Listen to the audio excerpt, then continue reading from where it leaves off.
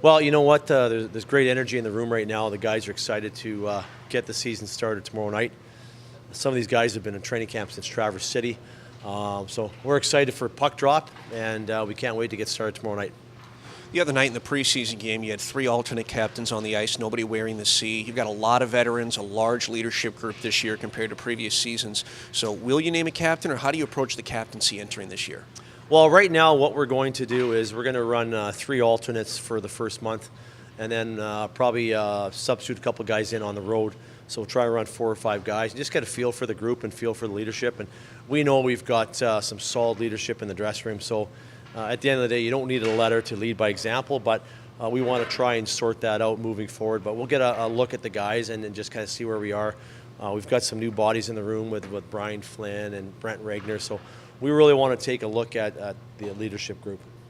With those that leadership group, you got a lot of veterans as well on the roster. You have to do some roster manipulation. So how exactly do you balance the essentially 8 veteran classified players as you enter this season?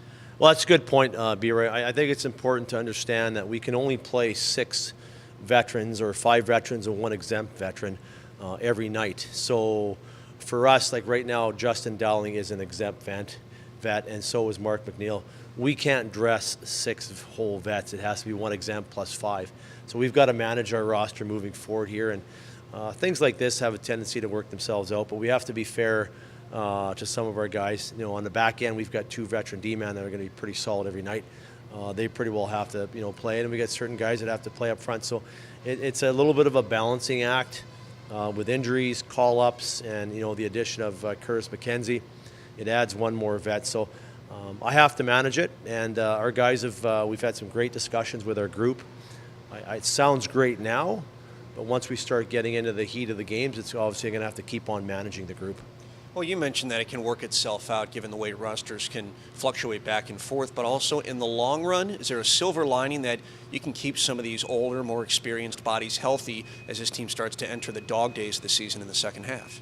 Yeah, hopefully by the time we get to that point, we're down to 6 or down to 7. But it does allow for some of the older guys, like Greg Rallo and Travis Moore, to get a few nights off and rest the body, and that way they're more effective when they do play the game. So, but for us right now, we'll manage it and try and make the best out of the situation.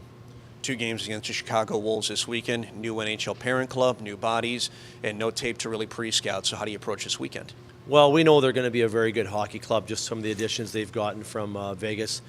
They've got a couple additions from St. Louis. Wallman's a heck of a defenseman, and then the guys they signed as free agents. So they're always strong. Expect it to be a great weekend. The pace should be outstanding. The group that we have this year, I haven't seen a group this fast in the 4 years of my coaching here. I'm really excited to see these guys play tomorrow night. I know they're excited to play, and we're going to focus on the way we play, and I think it'll make out for a great opening weekend for the Texas Stars.